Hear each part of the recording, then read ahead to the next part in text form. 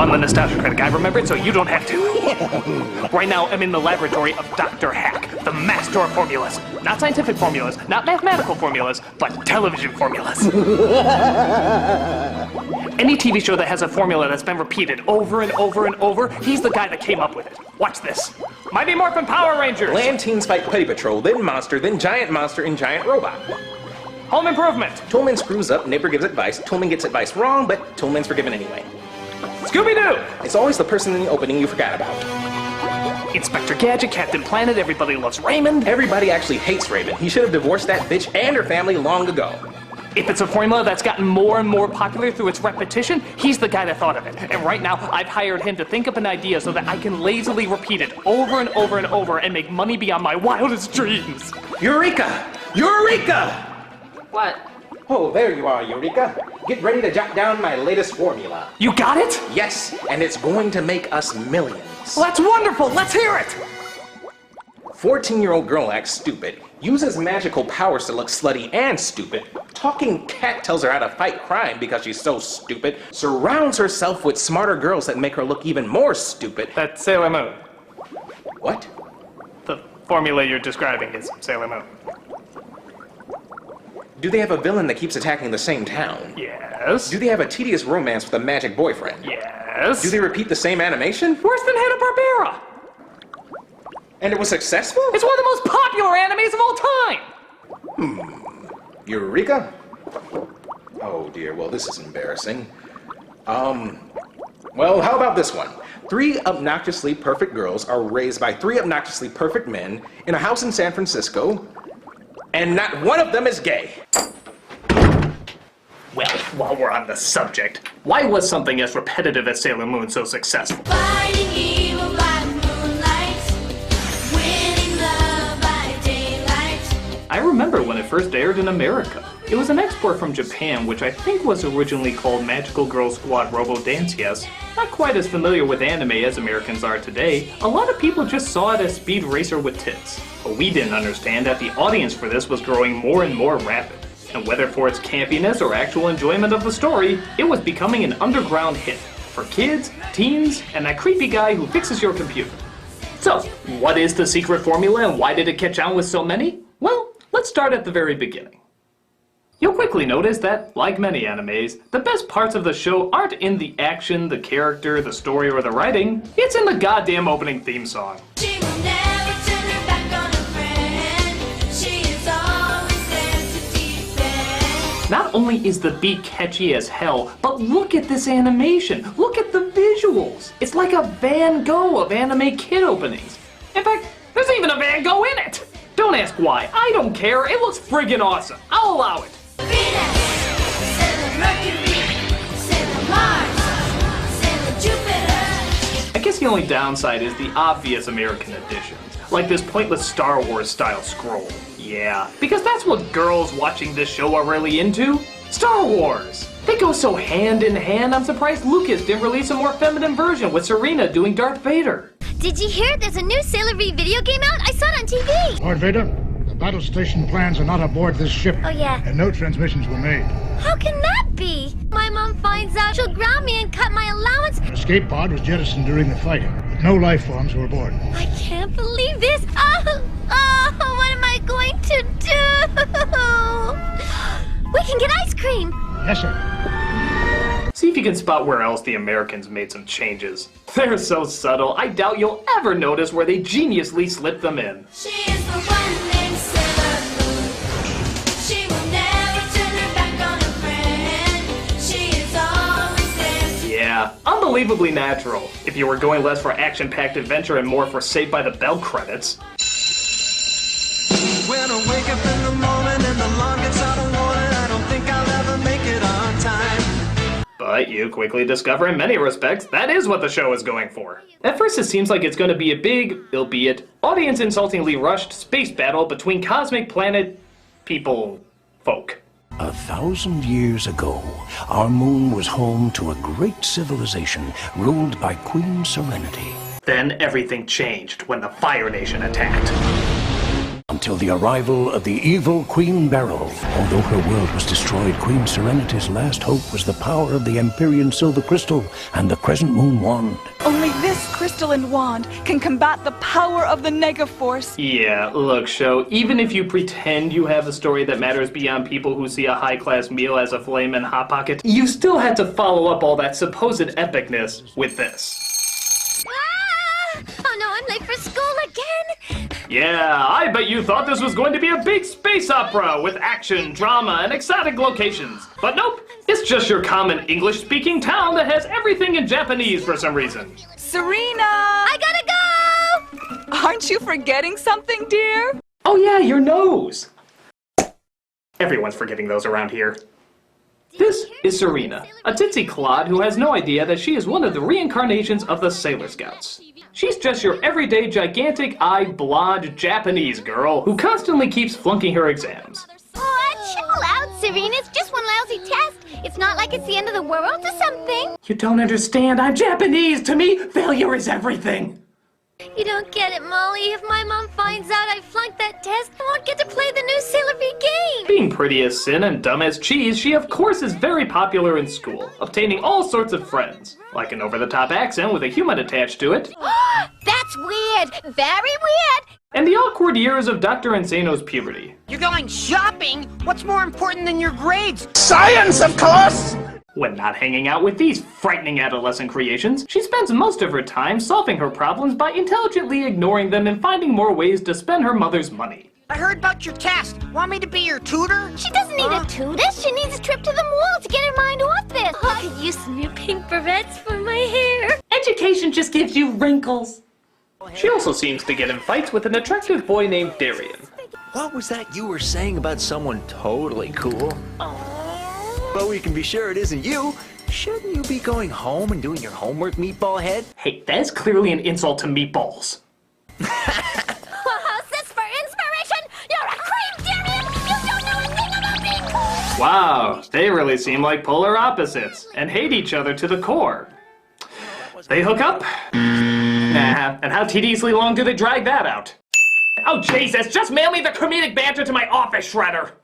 By the way, here's a confusing scene. We see her walk by a poster of a young girl dressed exactly how she is dressed. Like it's from a movie or a show or something. I wish I could be like Sailor V. She's so beautiful and smart. Something exciting's always happening in her life, not like mine. So, what? A movie or TV industry got wind of this idea that coincidentally is exactly the same as what's going on right now? Does that mean that something like Transformers is a true story then? Because to be fair, my car has been giving me dirty looks.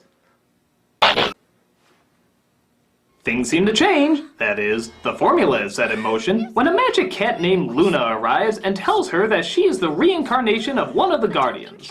You are Sailor Moon, and you must fight evil when it confronts you. Just repeat after me. Moon Prism Power. Moon Prism Power! And of course, this gives way to the famous transformation scene. The tiara, the boots, the nail polish, later covered by gloves, so that was pointless. And of course, the miniskirt. The mini skirt. Yep, the costume choice that in no way enables her to fight better, but sure does force her to squat a lot. Okay, so take out the fact that's obviously in no way battle armor. Take out the fact that's obviously fan service. Take out the fact that just like He-Man, somehow removing more clothes bizarrely disguises them. Though to be fair with both these outfits, is the face really the first thing you're going to be looking at? Take all that away and just tell yourself, this obviously sexualized transformation that takes up a solid minute in each episode happens to a 14-year-old girl. Yeah, forgot that for a second, didn't you? The girls in this show are, and always have been, 14 years old. 14 years old. 14 years old. 14, damn! Years old. Now, before any of you find this incredibly creepy, let me make one thing perfectly clear. The age of consent in many parts of Japan is in fact 13. 15 years old.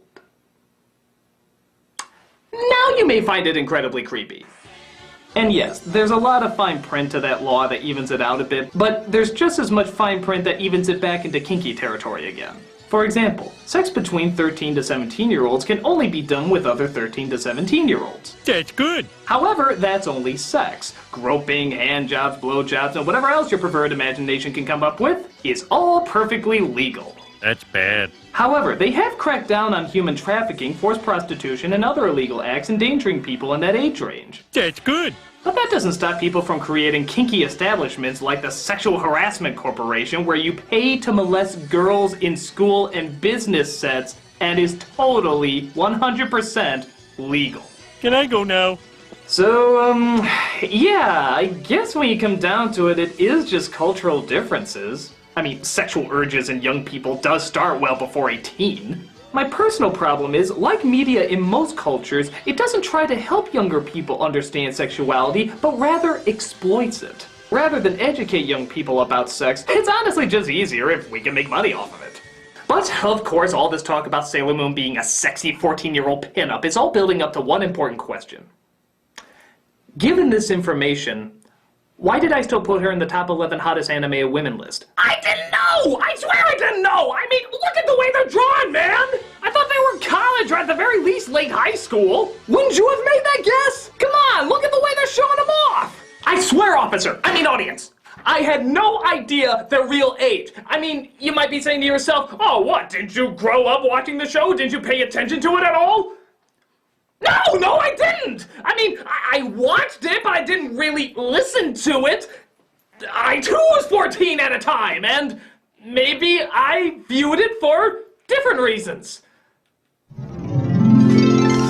Stupid homework. I am Sailor Moon, champion of justice, and on behalf of the moon, I will punish you. Oh my god, this is awful. Turn that back on. Who said that? I did. Penis? Yeah. You can talk? All penises talk around this age. It's the greatest secret no woman knows about, but wouldn't be the least bit shocked to discover.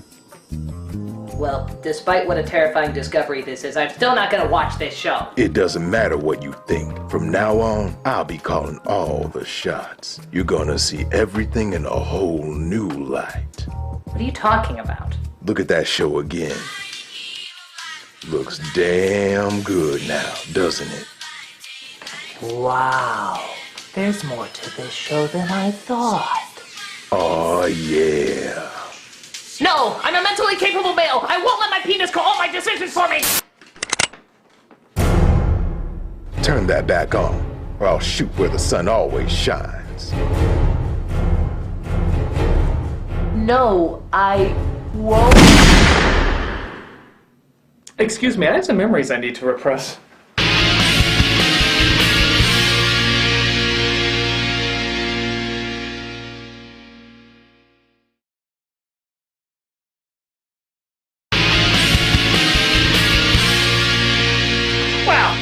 I think I've properly erased those memories. They'll be back. Quiet or I'll write another groin shot joke. So Serena seems shocked that she can now suddenly transform. This dream is getting weirder and weirder. I'll never study that hard again. Though weirdly enough, doesn't look the least bit shocked while she's transforming. In fact, I bet she'll keep this exact same calm state every single time she changes, and every villain she's fighting will quietly wait for her to finish before actually attacking. It's the Japanese way. Speaking of which, there actually is a villain in this series, known as Queen Beryl. Yes, because no name is more terrifying than a wooden container that can bring me alcohol. Actually, you sure she's not the hero? She uses her evil minion named Jedite. Too obvious. To get energy out of the people of Earth, all to serve the evil realm of the Negaverse. Or as Luna likes to put it, the Negaverse. The Negaverse, the Negaverse, the Negaverse, the Negaverse, the Negaverse. How does Jedi plan to do this? By creating various monsters targeting people's lust for jewelry, pop singers, fitness, and pretty much anything exploiting the empty shallowness of all mankind. So naturally, Serena is never far behind, often falling for the majority of his evil plans. Please get in this evil device, which is in no way an evil device. Joke's on you, it was an evil device. But once Luna reminds Serena to use her brain, she goes through her pedalicious transformation and is ready to kick ass. I wanna go home! Or cowers in the corner like a fucking scaredy cat. I don't wanna do this anymore! I can't, I'm too scared! Get me out of here now! In fact, the fucking scaredy cat is braver than her! You must fight this evil monster or the whole universe could cease to exist. It's time to become Sailor Moon. Let's go! You have to stand and fight. Be brave. Never running from a real fight. That's exactly what she's doing! She's running from a real fight! Come on, you idiot! Don't pussy out! Pussy up! I think it can also be used that way. Yeah! Well, it'll probably surprise no one that Sailor Moon actually does very little physical fighting in this show. Which is no big shock. If she even raises her knee a centimeter to kick, she exposes her goodies to the world. Which in many parts of Japan, of course, is no big problem anyway. Most of the fight scenes require her being trapped or stuck in something for probably longer than is needed. But hey, anything to save on that action-packed detailed animation that we're just going to repeat anyway. In fact, the one you'll see most often next to the transformation sequence is her using a magic tiara which turns her enemies to dust. Or, in this case, the guy doing the magic act next door comes to save her, then allowing her to throw her goddamn tiara. You must believe in yourself, Sailor Moon. Tuxedo Mask, thank you! Don't mention it. This is Tuxedo Mask, and yes, it is painfully obvious who it really is. But please don't tell Serena, she's not very bright. Others will test you. Do not be afraid. What a hunky guy. He's so dreamy, and not at all like that other guy who I hate so much. Thank God they have nothing in common and are two completely different people. Oh, hi, Clark. Get any new pictures of Superman lately? The magic tiara isn't her only enchanted device, though. She also has a pen that can change her into anything. Wait, what? It's a very powerful transforming tool. It turns you into whatever you want. Well, then what the fuck is she using that tiara for? I mean, they didn't give any limitations or anything. They said she can change into fucking anything she wants. Hey, why doesn't she just turn around and be like, take on the form of Godzilla? Series over! 6 seasons spared! But nope, she uses it just to don disguises. Which really aren't necessary, seeing how all you have to do is throw on a bathing suit and a napkin over your crotch, and apparently nobody will recognize you.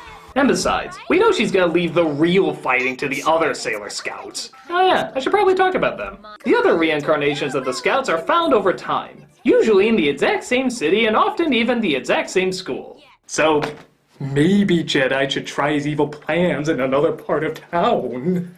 I mean, it's not like the Power Rangers that can beam anywhere. All this show does is glorify how lazy Serena is. Serena, a monster is attacking Tokyo! How far away is that? About 10 miles. Hey, it's just Tokyo. But usually... These other sailors are Sailor Mars, who uses fire, Sailor Jupiter, who uses thunder, Sailor Venus, who uses energy beams, and Sailor Mercury, who uses fucking bubbles! Their personalities are about as on par as, oh, let's say, the Spice Girls. No, that's too demeaning. Let's say handsome.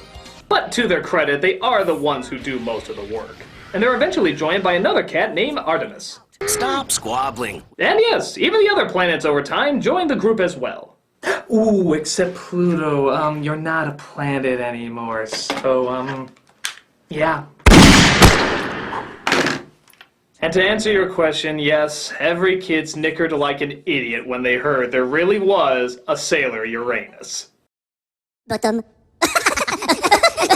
Actually, things got kind of interesting with her character, seeing how Uranus and Neptune were cousins in the show, but not in the Japanese version. No, in the Japanese version, they were a couple.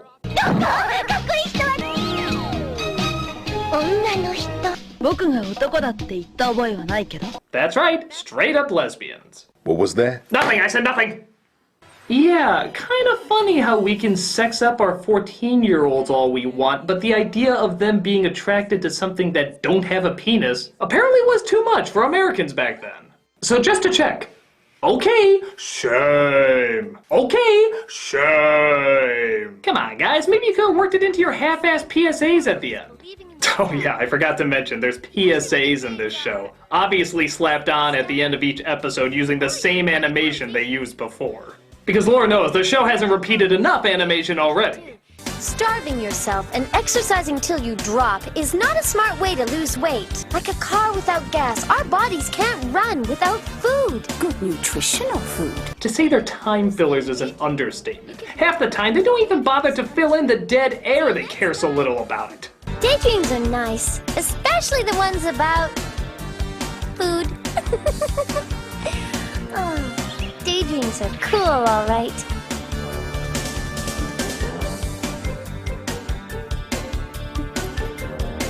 But just don't forget about the here and now. Yeah, if they want a more appropriate ending, they'd go with something like this. Hey kids! A lot of time we get angry letters from your parents because we know our show makes you dumber.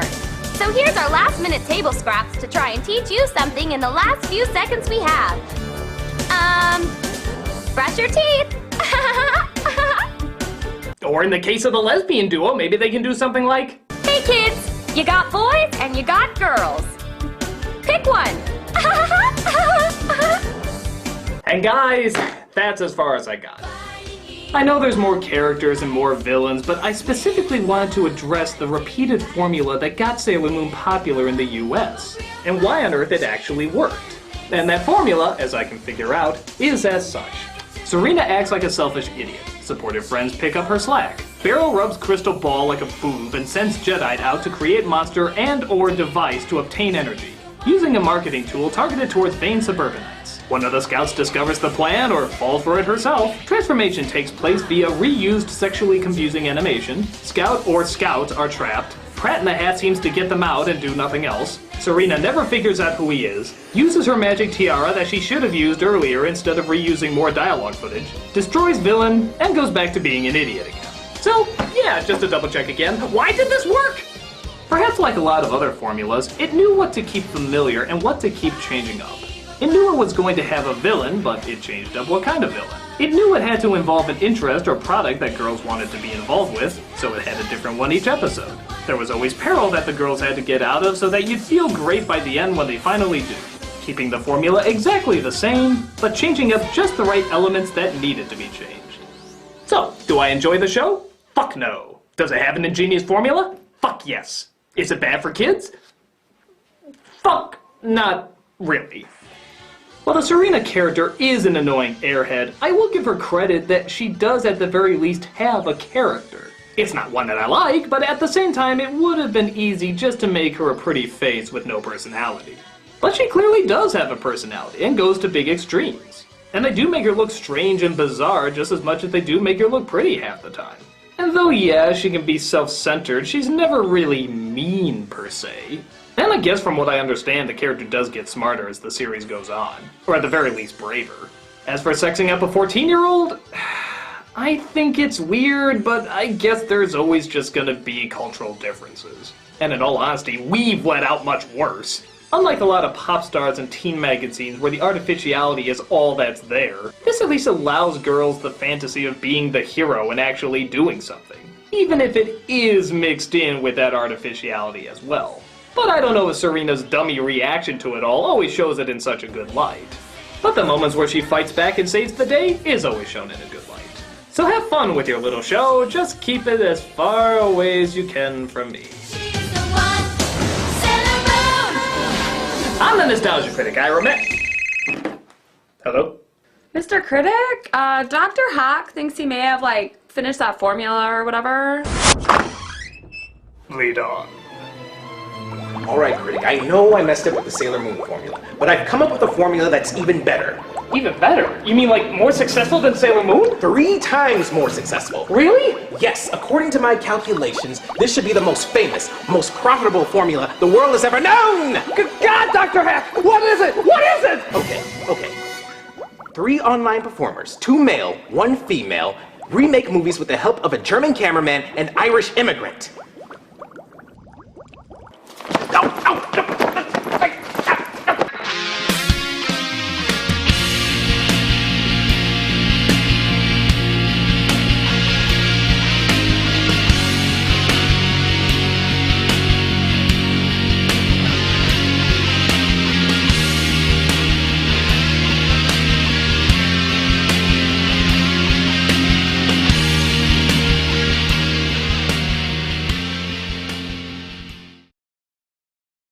Negaverse.